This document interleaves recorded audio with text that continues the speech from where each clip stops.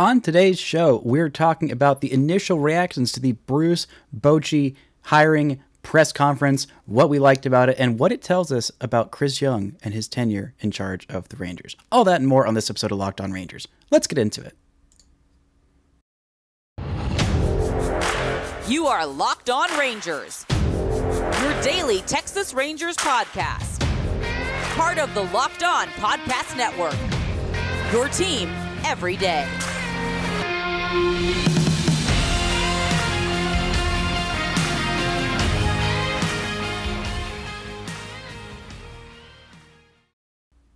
You are Locked On to the Texas Rangers. I'm Bryce Patrick, a cripplingly addicted Texas Rangers fan since 2010, the founder and host for all 4 seasons of this Locked On Rangers podcast. Today is Monday, October 24th, and Bruce Bochy is the manager of your fighting Texas Rangers. Thank you all so much for making Locked On Rangers your first listen every single day. If you're not already, you can follow me on Twitter at Bryce Patrick. You can follow the show at Locked On Rangers and subscribe on YouTube, where the best way you can help grow the show is to comment any single thing below. We're going to get into a Rangers award finalist, Bruce Bochy's initial reaction, or my initial reaction to what Bruce Bochy has had to say about being the Rangers manager, and a little bit of a look ahead at the World Series and some things the Rangers might be able to learn from all of that.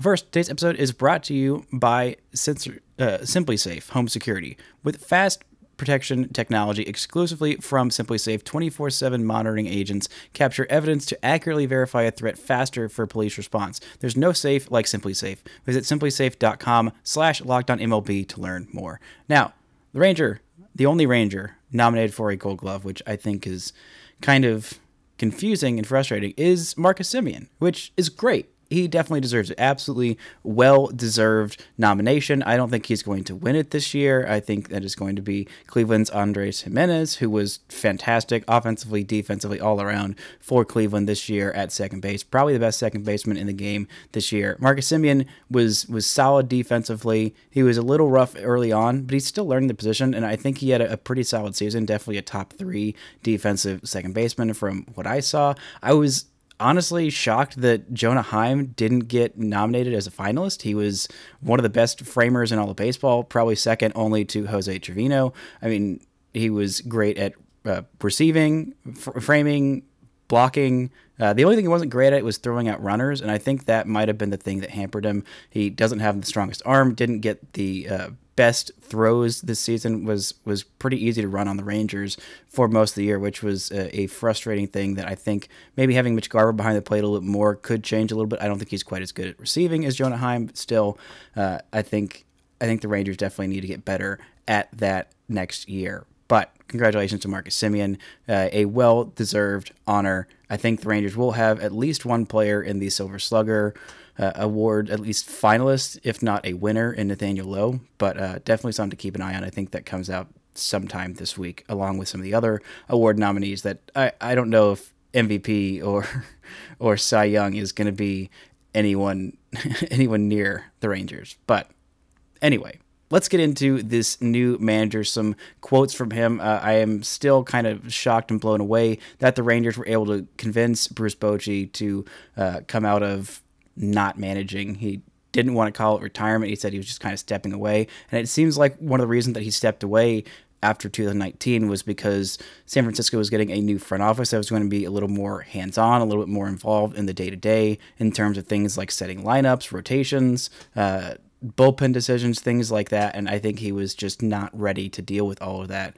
Plus, the health issues that he had had earlier, a few years earlier, a couple of surgeries on his heart, and was just like ready to take a break for a little while. But he was itching to come back. He wanted to make sure that it was the right situation. He said that there were a lot of other people who were poking around the last few years. I'm sure that San Diego, before they went to Bob Melvin, I'm sure they asked around about old Bruce Bochy, but he said he wanted it to be the right situation, and he said that this was, which is a really interesting thing, because, I mean, to the outsider, to even someone who follows this team a lot, it's like, okay, really? This is the right team?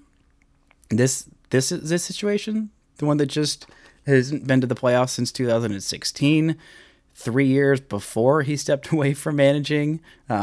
This is the right situation with a couple of big guys, and okay, all right, if you say so, then I believe it. Then, and if that's where you want to be, then great. But I think one of the things that he talked about was everyone being on the same team and being tired of losing. Well, frickin' same, dude. Frickin' same. Fans, people who cover this team, people who watch this team, people who give a crap about baseball are tired of watching a losing Rangers team. Like, it is exhausting. I've been doing this podcast for now 4 seasons, and the closest they came was in 2019, and everything fell apart in the back half. And even before that, it has still been 2 years before I started this podcast since they'd been to the playoffs. And it's been even a decade now since they have won a playoff series. It's been a long freaking time. And it's about time to change. And this is a nice signal from ownership, from everybody involved. Like, this is a real legitimate commitment to winning. And I think it was a little over the top of the, firing of John Daniels and Chris Woodward. Sorry, not Chris Young, of Chris Woodward. It felt kind of like, all right, I'm just doing this to send a message. But if you're going to fire Chris Woodward to go bring in Bruce Bochy, then I'm, again, 100% for it, because Bochy is that dude. And I think him being old school, I have a little bit of concerns with him leaving like he did, because he didn't want the front office to be more involved in the day-to-day stuff. He wanted to be at the helm, making all those decisions that we typically ascribe to the manager, even though nowadays they're a lot of times made by front offices, or at least have very, very heavy involvement from the GMs and player development people and things like that, of who's starting when, how long you giving a leash to your starting pitcher, and things like that, and the batting order as well. And so I have a little bit of a concern with that, because that's not changed. That's still happening now.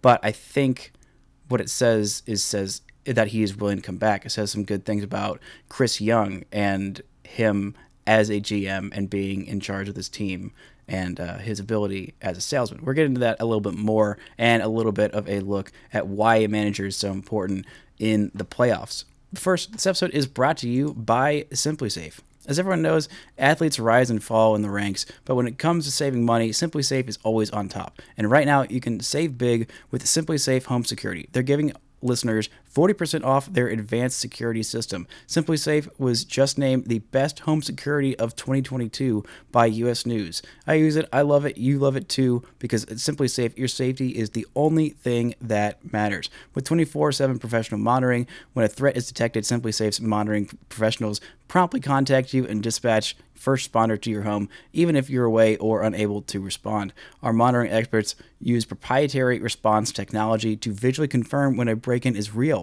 so you get the highest priority police dispatch. Don't miss this action.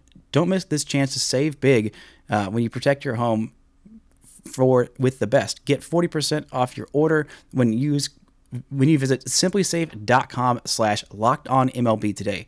Customize the perfect system for your home in just a few minutes. That's simplysafe.com/lockedon.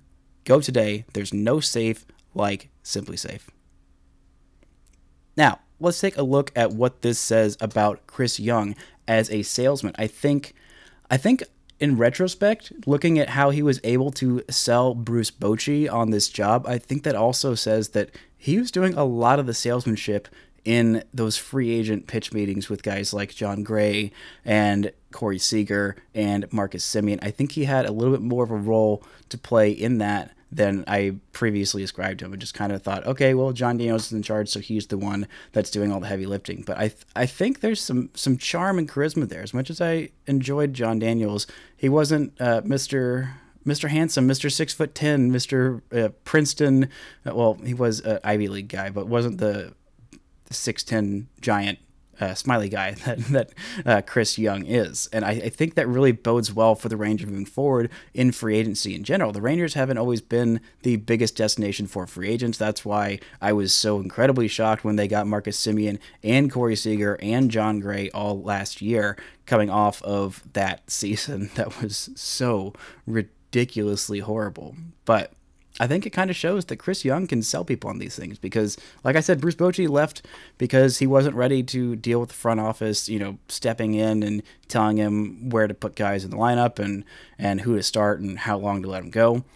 And I think Chris Young convinced him that, well, it's going to happen, but you're going to have me. You managed me. You know what I'm like, and it's not going to be as bad if it's just some suit who's never, been there and been in the heat of battle and all that's telling you how to make decisions. It's a guy who, has been there, had a long major league career, pretty successful, and who he already has a established working relationship with.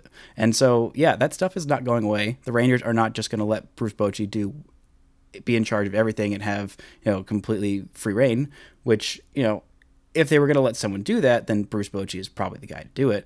But they're not going to. That's not how baseball works anymore. And Bruce Bochy knows it, and Chris Young knows it. But having Chris Young to be the one who's saying, all right, hey, this is what's happening, I think that made the pill go down just a little bit easier for Bruce Bochy, who had that itch to get back into baseball. And I think that's kind of why he thought this was the right situation. And again, he's going into a team that's trying. And one of the things that's big in these playoffs, as we're seeing, is the teams that frickin' go for it are being rewarded. The Yankees spent big, made a lot of big trades, and, they made it to the ALCS. Granted, they got absolutely smacked by the Astros, unfortunately, which, if there is any team that the Astros beating could bring me even the slightest bit of joy, it is the Yankees. It didn't, but theoretically it could have been possible. What did bring me joy and made me laugh quite a bit is Aaron Boone, the Yankees manager, was using the 2004 ALCS as encouragement, as motivation before the game. He was calling David Ortiz to talk to the players and talking about being there and all that. And he was on the Red Sox at the time, and I'm pretty sure he hit a walk-off homer. I don't know. I was 10 years old at the time. I wasn't as into baseball as I am now. But the fact that he was using the 3-0 comeback from 3-0 against the Yankees by the Red Sox, their most hated rival, during that game, and then they lost, is absolutely hilarious. Absolutely peak comedy. Like, Yankees fans must have been losing their freaking minds. Like, are you kidding me? You're using the most miserable experience the last 20 years as a Yankees fan as motivation? Saying it's a good thing? No. They must have been losing their freaking minds. And it's absolutely hilarious that happened. But we have got a Phillies and Astros World Series. And all of these teams that made it to the championship series, the league championship series, the Padres, the Yankees, the Astros, and the Phillies, they all freaking tried. Dave Dombrowski is the Mr. Try Hard, Mr. I'll go all in, kind of like AJ Preller, except with a little bit more track record of success. He has done it at a bunch of different places. I think he started with Miami. He also did it with the Tigers. He did it with the Red Sox. He has now done it with the Phillies. They are in the freaking World Series, and they are all in. They traded a bunch of prospects. They went very hard for this. They have got former Ranger Kyle Gibson there, who has not had the best year, but has played his role in the starting in the playoffs as a pivotal bullpen piece. But they went all in, and they are being rewarded for it. And I think they are the team with the best chance to beat the Astros or even get to that freaking pitching staff, which is so good.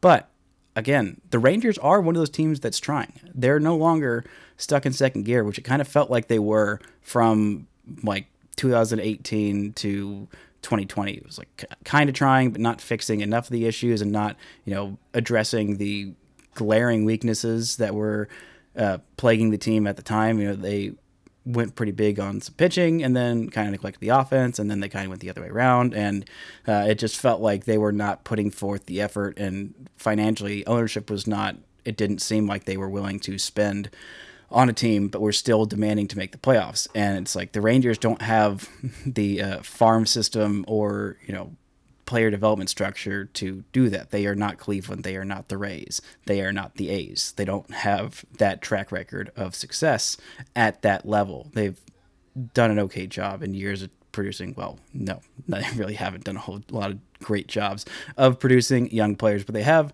done some great job of turning around pitchers at the big league level. But Bruce Bochy wanted to go to a place that's freaking trying, because there are so many teams that aren't providing, aren't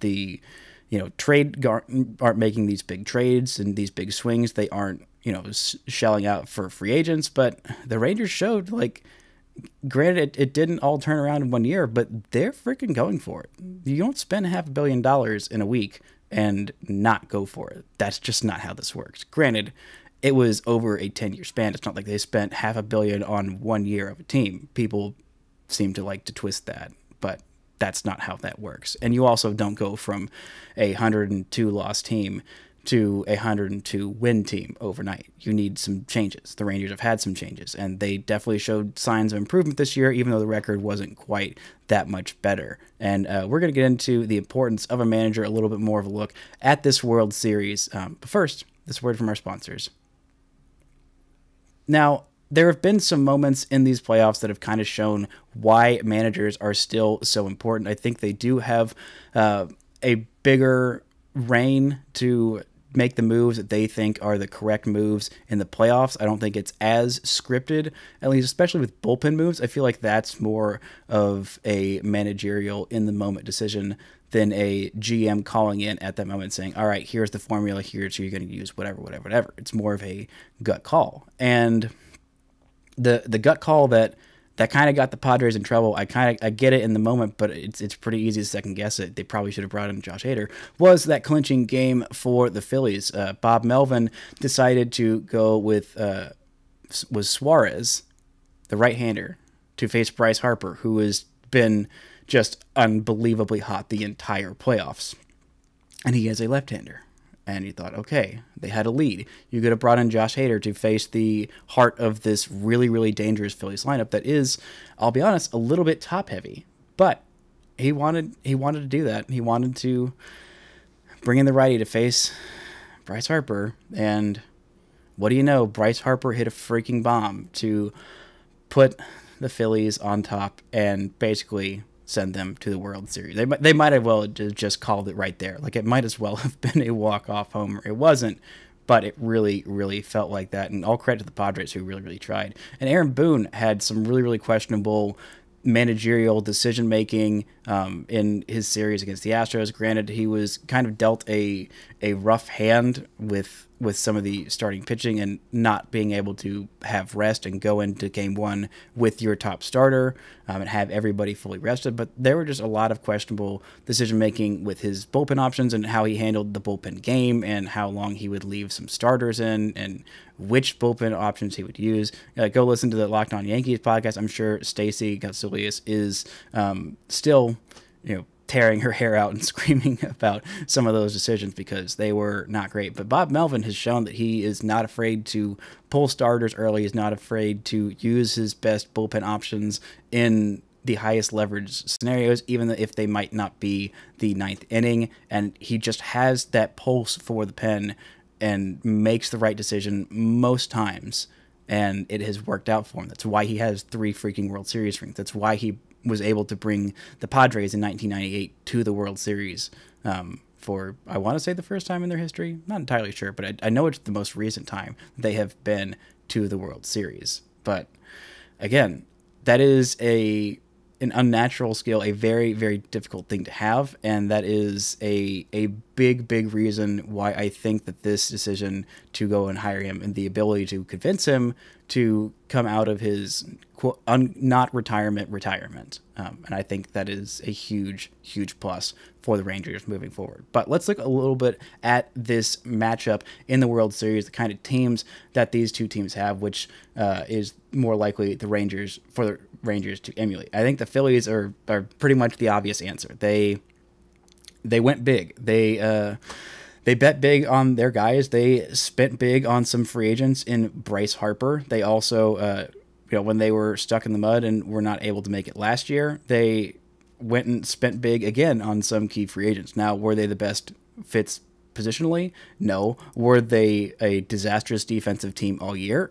Yeah. At pretty much every position across the board, they were below average or terrible. They even had a Bryce Harper injury that kept him from playing the field. He had an elbow injury that he just decided to DH the full year and skip the surgery so that he could play all year round. And then he had a couple other injuries, was hit in the hand by a pitch and missed, I think, about a month. And so he only played 99 games this year, but he is healthy and hot when it matters the most. He's got 5 home runs in this postseason, as does Rhys Hoskins. Honestly, this team is such a mismatch of weird pieces. It is very Philadelphia, and it is very, very hitter friendly. And I think it is boded well for them in the playoffs. Obviously, they are in the World Series, so it's boded well. And they don't have the depth of starting pitching that you would like. I don't think they had nearly as deep a starting pitching staff as, say, pretty much any of the other teams in the playoffs. Well, they might have had a deeper staff than the Cardinals. Cardinals didn't have that great of pitching.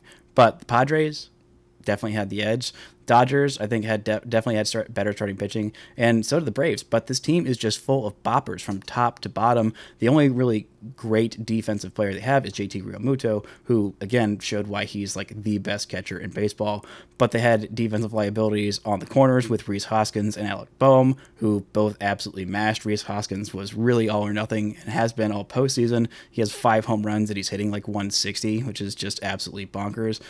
But Boehm can come up in those big moments. Kyle Schwarber hit 46 home runs this year. People forget about that. Nick Castellanos is a very good hitter. Did not have the best year, does not have a home run in the playoffs, which, by the way, should scare everyone that his first playoff home run could be in the World Series. I honestly think that with the timing of these Nick Castellanos home runs and the meme that has continued for years and years to come of Nick Castellanos hitting home runs in these serious moments, and my friend Connor Newcomb, host of Locked On Orioles last year, did a deep dive and found out that the first professional home run that Nick Castellanos hit was the day that Bin Laden was killed. So him hitting home runs in these big moments, especially with tensions as they are and a war going on in Europe, it honestly might. A Nick Castellanos World Series home run, let alone, God forbid, a walk-off home run in the World Series. God forbid, honestly, because it might end life as we know it on this planet and in this universe, because I am very, very terrified about that. But they don't have a lot of depth in starting pitching, is how I don't know how I got to Nick Castellanos ending life as we know it, but here we are. But they have 2 great starting pitchers. They went and spent a lot of big money on Zach Wheeler, who has been fantastic for them for years. They have Ranger Suarez, was a real gem of a find, who they moved into the starting rotation. The Rangers have a guy who is a real gem of a find, who they didn't think much of last year, and could be in the starting rotation this year. A certain left-handed pitcher, a Brock Burke. Maybe he could be their version of Ranger Suarez. Converted reliever? I don't know. But they also have Aaron Nola, who has been fantastic this year and is a homegrown guy, a very highly picked guy, 7th overall in the first round back in 2014. So they developed one whole starting pitcher, which if the Rangers have a few options to develop one whole starting pitcher. Granted, we talked about them last week, and there have been some pretty grim things happening there. But, Owen White could end up being the Rangers' version of Aaron Nola. Not exactly like him, but just successful starting homegrown pitcher.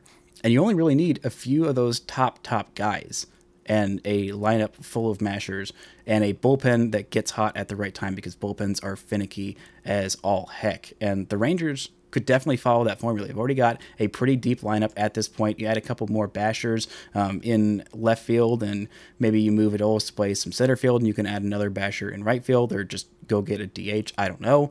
But they have got a lot of guys that are there. They've got Mitch Garver coming back. Like, this could be a really darn good offense next year, and not quite as haphazard and horrific defensively as the Phillies are, but maybe they're closer to that than they are the Astros defense. But they've already got John Gray, who I think has shown at times he could be a top of the rotation kind of guy, maybe not quite there, but could provide a little bit more depth than that Phillies team has. And Martin Perez showed that he has definitely got something different than the Rangers had seen in years and years and years. But what's the formula for that? Where do the Rangers go getting that? Just go throw a bunch of money at starting pitching. You only need like 2 really elite guys, plenty of those on the market, a lineup full of boppers, which the Rangers have.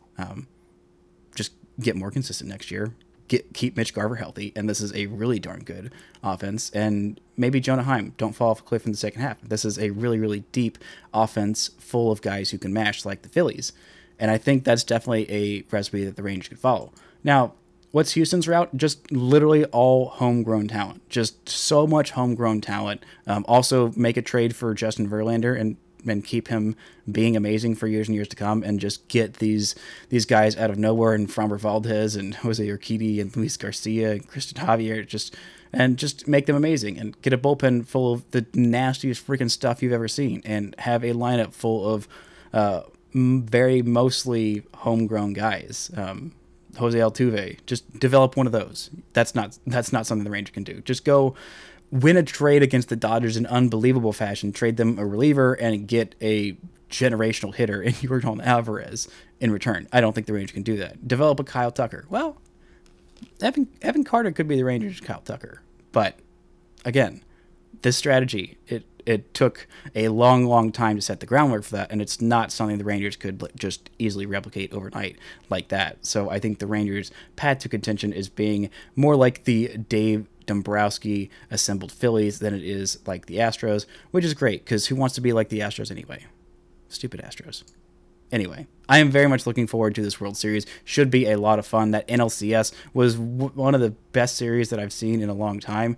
The only regret that I have about it is that it didn't go longer. Both of those teams were fantastic. The fan bases were long-suffering and had their great moments in the round before. So for both teams, it kind of feels like a win. For the Rangers, honestly, just even sniffing postseason contention, having a record above 500 for literally any point in the year next year would be great. Win game one, and you can do that literally off the bat. The Rangers never had a record over 500 this year. I would freaking kill for that. And it seems like the Rangers would also kill for that. Shilling out a bunch of money, probably going to shill a bunch of money this offseason on some pitching. They already did that on a manager, and they have sold him, and hopefully are starting to sell the fan base that they are ready for some winning baseball. And next postseason, I won't have to be doing freaking player reviews for all of October, and instead I can be talking about the Rangers in the postseason for the first time since 2016. Who knows?